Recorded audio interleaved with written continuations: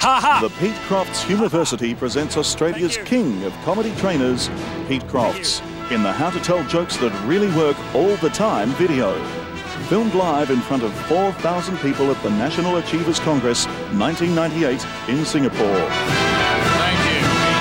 Thank you. So to say welcome to the National Achievers Congress 1998. From up here I see a lot of well-fed and happy people. And well-fed and happy people remind me that it's going to be very challenging for the next speaker to keep you, interested for about 1.5 hours. So fortunately, we have a very appropriate speaker this afternoon, and he's the founder of the Humourversity. Now listen carefully, Humourversity. That's probably short for Humour University. You put the two together, you get Humourversity in Australia. And he's also the captain of the Humour, Comedy and Laughter Centre. So this afternoon he's going to show us how to tell jokes that really work all the time. Not some of the time, but all the time. So ladies and gentlemen, how about a loud, boisterous, humorous welcome for Mr. Pete Crofts.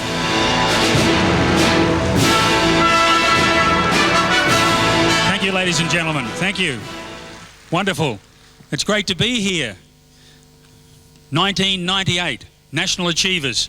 And you are all achievers. I don't have to tell you that. You're all achievers. We're going to have some fun today. Instead of calling you ladies and gentlemen, would you mind if I call you laugh mates? Mate is a word meaning friend, and a laugh mate is somebody that we laugh with. And we need to laugh as much as we can in life. So, on the count of 3, what I'd like you to do is I'd like you to turn to the person to your right, turn to the person to your left, and introduce yourself by saying, "Hello, I'm your laugh mate for this session, and we're going to have some laughs." 1, 2, 3.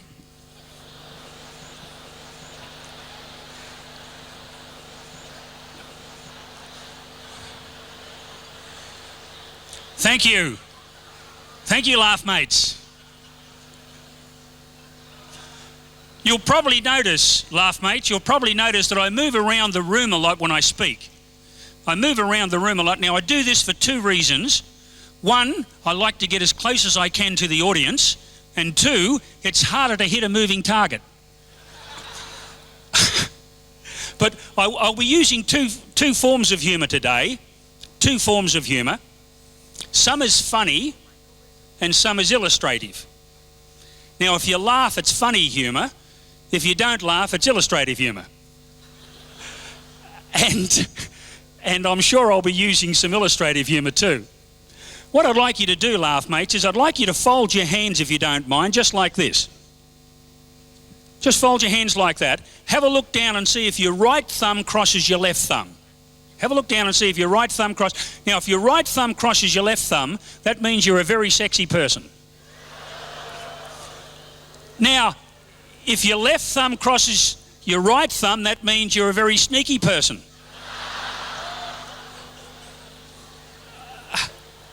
Now, if your thumbs are side by side, well, that means you're sneaky about sex.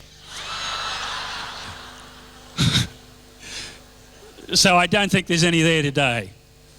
What I'd like you to do, please, laugh mates, if you don't mind, is I'd like you to open your workbooks to page 26, please. Page 26, if you don't mind, thanks. Okay, now, what I'd like you to do is I'd like you to hold your workbook, open at page 26, and put it up to your forehead, please. That's it. On page 26, have that blank page up to your forehead. Very good. Okay.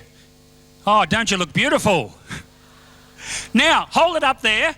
Now, what I want you to do, while your workbook is on your forehead, I want you to sign your name on your workbook. Why it's up on your forehead. That's it. Sign your name on your workbook now. That's it. Very good. Sign your name. Keep it to your forehead. Gee, you look great. Not easy, is it? Okay, now take it down and have a look at it and see how you went. Show it to your laugh, mate. That's it. Now, why did I get you to do that, laugh mates? I got you to do that for two reasons. The first reason is that humour is doing everyday things in a different way. You sign your name 50 times a day. I ask you to do it in a different way. So humour is doing everyday things in a different way. Let's look at our workbook there on page 27. Page 27, thanks. And you'll notice that humour is a set of skills, what I call ha-ha skills. Okay? Now the first skill, humour attitude, is a practiced perception. Just pop that in there, a practiced perception. And we're going to be talking about practicing that perception in a moment. Now the second skill, humour attitude or humour action, is a prepared ability.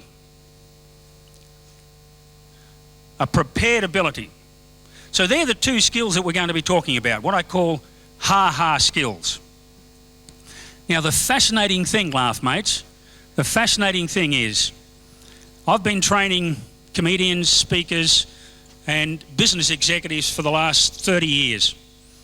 And I also taught myself more than 30 years ago. What we're talking about is a set of skills here. No special gifts. Anybody here in this room, if they wanted to, with a little bit of work and a desire, could be as funny as they'd like, with a little bit of work. Now, I'll explain that. Studies were done about 15 years ago on babies that were born blind and deaf. So they were blind and deaf. And yet at the normal age, they were found to be smiling and laughing. So, humour is a biological instinct that we've all got inside us. But our environment tends to program us, to push the fun, the humour, the laughter, deeper and deeper and deeper and deeper inside until we can't find it anymore. So what we have to do is we have to deliberately put some more fun, some more humour, some more laughter back into our lives. We can't leave humour to chance. It's too much fun to leave to chance. So, on the count of three, what I'd like you to do, see if we can raise the roof here. On the count of three, I'd like you to shout as loud as you can, I was born to laugh and joke. On the count of three.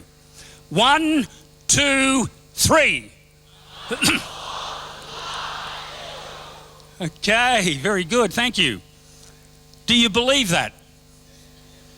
Let me hear that louder. Thank you. Because I think we were born to laugh and joke. I think it's a big part of what life's about. Don't get me wrong though, because what I'm on about is fun and profit. Ha-ha skills for fun and profit. There's two aspects here. The funny thing is, the fascinating thing is, and you'll notice on our workbook here, 3 reasons why people don't develop these ha-ha skills. 3 reasons. The first reason is that shyness prevents them from seeking attention. Shyness prevents them from seeking attention. The second reason is they don't have the need to. And the third reason is that culture or environment prevented it. So they're the 3 reasons why we don't develop these ha-ha skills. You might be going to a party and you see somebody who's having a heck of a time telling jokes left, right and centre, and you say, gee, I wish I could tell jokes like this. Well, you can. It's just that you haven't had the circumstances to develop those skills. Let me tell you, as I say, I've been training comedians for quite some time. There's 3 reasons why people become professional comedians. 3 reasons. 1, they'll do anything to get attention. Like the little kid who said, hey mum, look at me, no hands. Hey mum, look at me, no feet. Hey mum, look at me, no teeth. Anything to get attention. We all know little children like that, and some of us might have been that way ourselves. That's the first reason. The second reason why people develop joke-telling skills and become professional comedians is as a defence, as a way of protecting themselves from the insults and put-downs of their classmates when they were in school. This is what happened to me when I was a young child. I was oversensitive when I was a kid. I couldn't laugh at myself. I never had a sense of humour. I used to take the insults of what the other kids said to me far too seriously, laugh mates. And what I'd do, and of course the other kids had plenty of reasons to attack me, because when I was a kid I had a big mop of wavy red hair. Wish I still had it, it'd wave goodbye. And when I was a kid I was dyslexic, and I also am still of course dyslexic. When I was a kid I used to blush more than the school toilets flushed. I used to stutter when I was a child. And the other kids had plenty of reasons to attack me. But I wasn't an introvert. I was an extrovert. So I'd go home and instead of practicing and doing my homework, I'd write down a few funny lines. I'd come back to school the next day and I was ready. Is that your nose? You're eating a banana. You've got the type of face that grows on a person. I'm only glad it didn't grow on me. It's the little things in life that count, so why don't you use your head? As an outsider, what do you think of the human race? Why don't you come down to the bay on Saturday and I'll give you a lesson in drowning?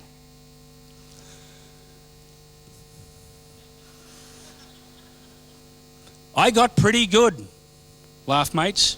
I got pretty good at pushing people further and further and further away. But I became funnier and funnier. Now, the third reason why people develop these skills is that life is conflict. There's a lot of conflict in life. And these people normally become cartoonists or comedy writers because they're introverts, not extroverts. Okay? Now, as I got older, I got better. As I got older, I got better. By the time I was 20, everybody was saying he's a natural-born comedian. I wasn't a natural-born comedian. I was a prepared, practiced and frightened young man, disguised by life as a comedian. And of course, as I got older, I realised this. And of course, as I got older, I realised that other people develop these skills for those reasons too. So what I'm basically saying to you, laugh mates, is you've all got the ability to develop these skills. And we'll be developing some of them this morning. And I think the most important skill of the lot, is the skill to laugh. Now, I guess that we mostly laugh for a reason in life. Well, what we're going to do now, we're going to laugh for no reason. That's right. We're going to laugh for no reason. I'll show you how it works. What I'm going to do is I'm going to go, ha, and you're going to go, ha, back to me. I want everybody involved in this. And then I'm going to go, ha, ha, and I want you to go, ha, ha, back to me. Okay, on the count of three. 1, 2, 3. Ha! Ha, ha! Ha, ha! Ha, ha, ha, ha, ha, ha, ha, ha. Come on, keep it going. Feel it in the tummy.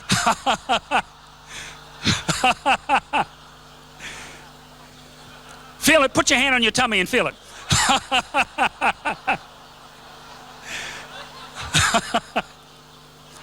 It's great, isn't it? Isn't it great? Now we can learn that skill pretty easy.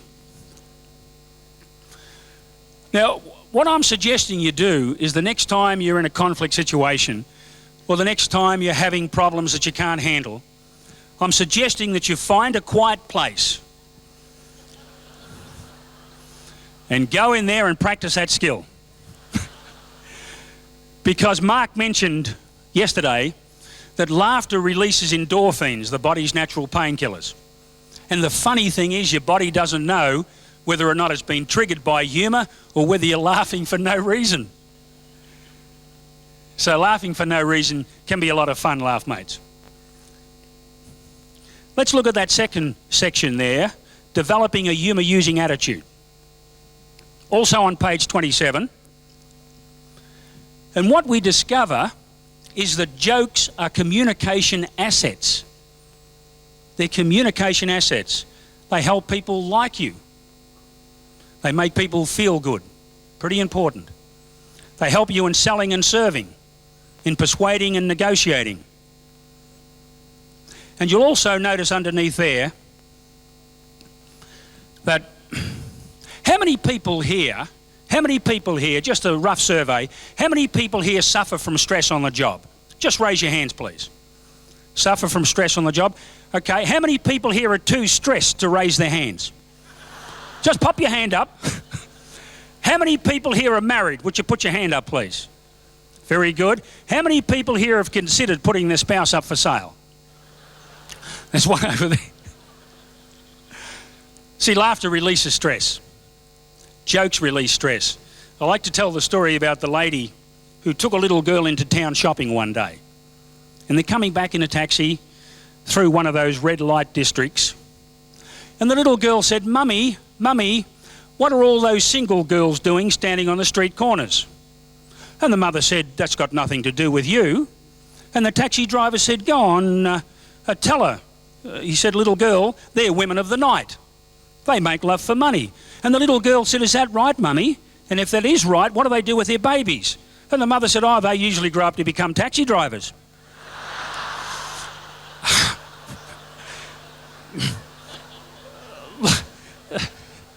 So humour can be used to release stress. It can bring us back to another perspective, laugh mates. Now what I'd like to pass on to you are the 6 qualities that go into developing your humour attitude. The 6 qualities are flexibility. Just pop that in there, please, laugh mates. Flexibility. The next one is spontaneity.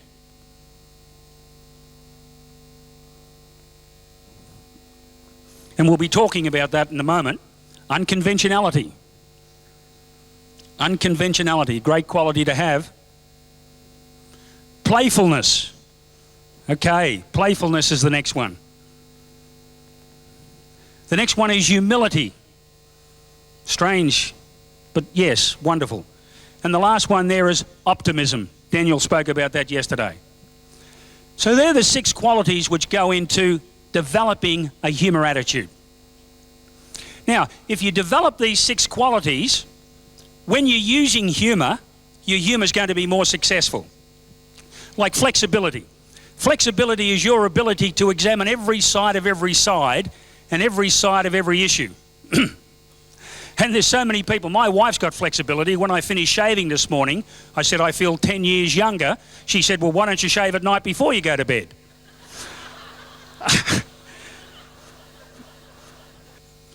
And the next bit is the bit that I like most of all. And that is develop some laugh mates. So what you do, if you go to the delicatessen for lunch every day, the person who serves you, throw a couple of little one-liners in and build up a joking relationship with that person. And then the next time you're on the bus, throw a couple of lines at the bus driver, build up a joking relationship. And as you build up these joking relationships, these people will start to tell you jokes. You start to tell them jokes. And of course, this happens at work. This happens in your family. And before you know it, you've got laugh mates in your life. So the next time you hear a good joke, get on the phone, make a phone call. "Hey, did you hear this one?" Okay? So you build up some laugh mates. Very important. To show you how that works, humour comes from being human. It comes from sharing our humanness. And it comes from sharing our embarrassing moments. And it comes from telling people little things that we can't do that we'd like to do. So what I'd like you to do now is I'd like you to share some humour with your laugh mate. On the count of 3, I'd like you to turn to your laugh mate and take it in turn, 60 seconds each, and share either an embarrassing moment or something that you can't do that you'd like to do, or a mistake that you made in your life once. Okay, on the count of 3, let's share that. 1, 2, 3. Turn to your laugh mates, please. Okay? A mistake, an embarrassing moment, or something you'd like to do that you can't do.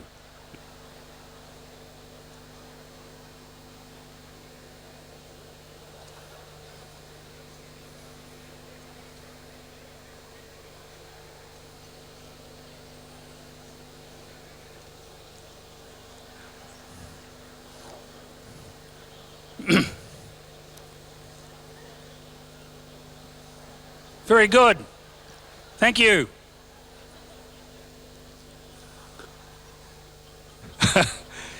It's hard to get rid of those embarrassing moments, isn't it?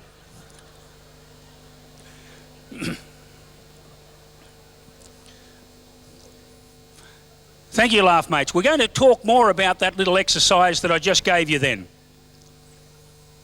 In a moment, we're going to talk more about that little exercise, but right now it's just a little bit hot up here. I'll just take my jacket off if you don't mind.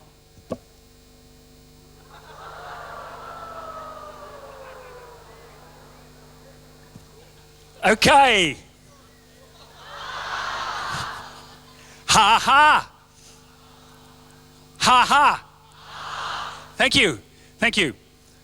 Now, remember earlier I mentioned to you, it's nice to have a pocket full of smiles too. Remember earlier I mentioned to you fun and profit. Fun and profit. That's what I'm on about, and that's what humour's on about, fun and profit. For the last 8 or 9 years, laugh mates, I've been writing a book called Corporate Humour. I've been doing a lot of research. Doesn't sound very funny, does it? Corporate humour. But I've been working out, why can't we have more fun at work? Excuse me. I'm sorry, it wasn't me, folks. Why can't we have more fun at work? Why can't we? And then with all the research that I've been doing, I came up with the concept, and this is a bit scary, but the gentleman spoke about it yesterday. I came up with the theory that there's no business world anymore. I don't believe there's a business world anymore, laugh mates. And I don't believe there's a show business world anymore. I believe both those worlds have married, and we all now live in a world of business show. And if you can't show your business, you've got to get out of business. And humour is a wonderful way to show your business. Put a bit of colour into your business shirts. Well, you know, you don't go over the top. So on the count of 3, what I'd like you to do, I'm going to turn my back and I'd like you to shout out as loud as you can, ha-ha skills for fun and profit. 1, 2, 3. Ha-ha skills for fun and profit. Thank you. So that's the world we live in these days. People want to feel good doing business with you. Okay? And not only that, but you want to feel good doing business with other people. Now, these skills can help. They can help in both those aspects. Let's turn to page 28 there in our workbook, please, laugh mates. Finding humour and a place to keep it. Now, this is where a lot of people go wrong with their use of humour, because it takes time to develop this new skill. It takes time to find humour. And a lot of people don't have the motivation to spend time finding humour, so they give up too early. The idea is to get into what I like to call the humour habit. Get into a humour habit. Read the regular cartoon every day. Call up your laugh mate, ask for a joke. Okay? Share some fun with the kids of a morning. Kids are fantastic. That sense of playfulness. Wonderful in children. Playfulness. Play with your children 5, 10, 15, 20, 2 hours a day if you can. As long as you can. That sense of playfulness. So we're talking about finding humour. Now, as in business, 80% of your business, as I'm sure you're all aware, comes from 20% of your customers. Well, it's the same in finding humour. To start with, 80% of your time will be spent finding humour, and 20% of your time will be spent using humour. Now, that might sound like you're wasting a lot of time. Well, you're not. Because once you start to develop, and we're going to look at that now, then before you know it, it reverses. And you're having fun finding humour, and you're having fun using humour.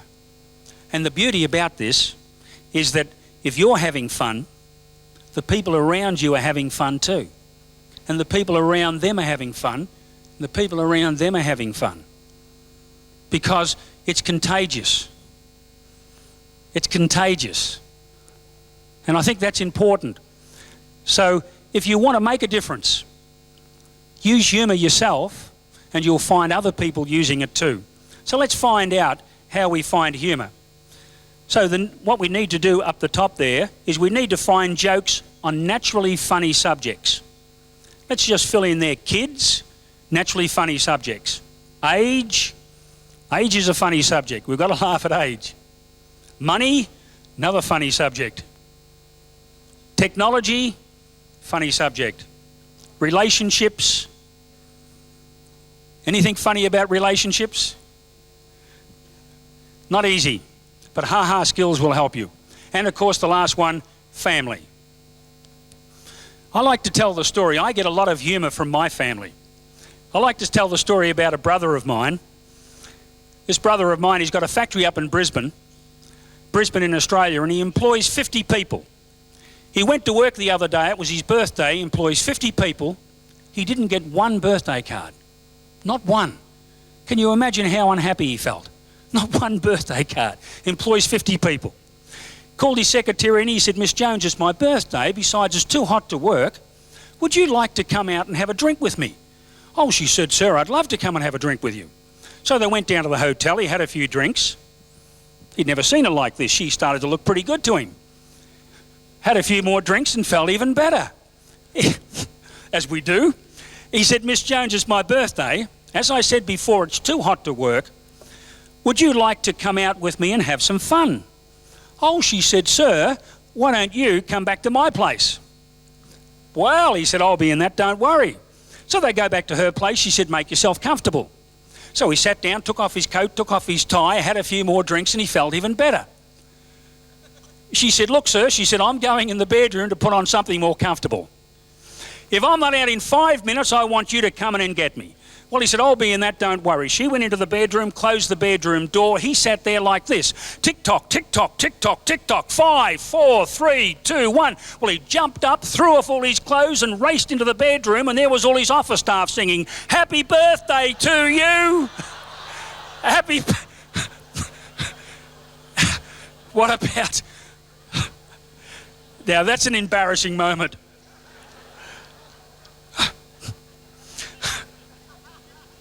That's my brother. So we find jokes in our family. And the beauty is that if we share our humour with our family will share the humour back to us. So if you take your humour seriously, I think you're sane. But if you take seriousness seriously, I think if we take seriousness seriously, we're insane.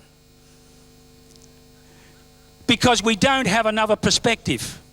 And we're living in such a fast-paced world these days, laugh mates, that we really do need to develop that other perspective. All right, so let's have a look down here. Now, once we find the humour, what are we going to do with it? And you'll notice down here, establish a place to keep your humour so you can find it when you need it. And the first thing we do is we develop a laughing place. The next is a joke journal. Joke journal. The next is a joke file. Develop a joke file. I'm going to explain how to do this in a moment. And the next, a comedy consciousness book. And the next one, a checkbook. I'll explain that in a moment too, laugh mates. So, the first thing we need to do is develop a laughing place. Now, what I mean by a laughing place is that at home or in the office, you've got a place for your pencils, you've got a place at home for your socks, but have you got a place where you can laugh at home? We need a place where we can feel good, some space, some feel-good space, some space put aside to relax, to rest, to enjoy, to laugh, to have fun. Now, this can be a drawer in a desk to start with, or it can be a bookcase, a shelf in a bookcase. I know people who have been into this for a while who have got a whole room as their laughing place. They've got a laughing room. And in that, they put photographs of their children. Kids make you feel good. You mightn't believe it, laugh mates, but I'm a young pa. My son's wife had a baby 3 weeks ago, so I'm not a grandpa, I'm a young pa. And I've got a photograph of my granddaughter. And every time I look at it, Well, you can imagine I feel good. So the idea is to have a laughing place, to put things in where you feel good. So you start your laughing place. And then number two, once we've got our laughing place, what we do is we develop what I call a joke journal. We're taking this seriously. We develop what I call a joke journal. Now, remember a little earlier today when I asked you to share that true experience with your laugh mate? The idea is to write those two experiences down. Write them down in your joke journal. And then later on in our session, I'll show you how to write jokes within that personal experience to make it funnier. I'll show you the techniques for making something funnier. Once you've got the raw essence, then you can pump it up with some skills to make it funnier. So start a joke journal. Now, if you write one thing in here a month, in 12 months, you've got 12 great little experiences. So the next time you go to a party, or the next time you go to a meeting, the next time you're in a presentation, you've got some material here that you can fall back on, that you can use to get the results that you want. So we start a joke journal. Now the next one we start is what I call a joke file. Joke file, very simple. Just a little box like this, and all you do, anyone here have got any joke books at home? Anyone's got any joke books? Just pop your hands up if you've got some joke books. Very good, thank you. Now, the easiest thing to do is to pop down to the shop, buy joke books. I think the best joke books to buy are these ones here. Books by a chap called Robert Orban. Robert Orban writes fantastic joke books. The reason being is they're short little jokes. One-liners, two-liners, three-liners, easy to remember and easy to use in your presentations and your conversations. So pop into your bookshop and ask for Robert Orban. Don't buy one of those, buy two or three. You'll find that they're really great. And the way to do it is to photocopy the jokes and then stick them on little cards and pop them in your joke file. Now, if you put, say, maybe half a dozen jokes a week in your joke file, you've got quite a few jokes that you can fall back on the next time you're in a selling situation, the next time you're in a training situation, or the next time you're at lunch and you want to share a joke. Okay? So I'm suggesting you start a joke file. Now, once we've started our joke file, then we can develop what I call our comedy consciousness book. Yep, we're taking this seriously. This is what we call our comedy consciousness book. Now, all the jokes that you have that you like, you write down here in your comedy consciousness book. You don't write the actual joke out, you give each joke a name. Like that joke I told before about my brother, I just put my brother. And then you write all the jokes, your one-line jokes, your five-line jokes. You do this over a period of 6 months, doesn't have to be done straight away. You develop it as you go.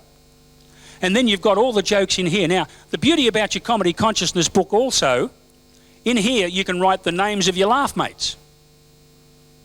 You can put your laugh mates' names, you can put their addresses, you can put their phone numbers. You've got 4 or 5 pages of laugh mates. So the next time you hear a joke, what are you going to do? You're going to call your laugh mate up. Oh yes, I'll tell John this one. And you ring him and you tell him the joke. Now, the beauty about this also is in the front here, you can pop what we spoke about before, our flying time budget. Just in the front here. You've got an important meeting coming up, or you've got a gathering of friends, or you've got a relative coming back from overseas. You just jot down the date and the jokes that you're going to tell. And the beauty about this is you can pop it in your pocket and take it with you to any meeting, any training that you're doing, any selling that you're doing. You've got your joke and your joke file in here. Now, remember I also mentioned a checkbook. Well, this is what I call our checkbook. This is a little notebook that you stick at the back of your comedy consciousness book. Now, why would I call it a checkbook? Let's just pop down in our workbooks there, please, laugh mates. WOW. That stands for Words of Wisdom. WOW. So just pop that down. WOW. All right. Now, what I've discovered and quite a lot of other people before me have discovered it also, is that ideas are income. You get an idea and you write that idea down, you can turn that idea into income. Mark spoke about that in a sensational way yesterday. And the same thing applies with your humour. Something funny happens, write it down on one of your checks. And before you know it, you're developing ideas. Not only that, but you're pumping what I like to call our mental mirth muscles. Our mental mirth muscles. We're pumping irony. What happens if you pump iron? Your muscles get bigger. If you pump irony, if you get your mental mirth muscles going, before you know it, you're thinking funnier, coming up with great creative ideas too. And that's what humour's all about, developing creative ideas.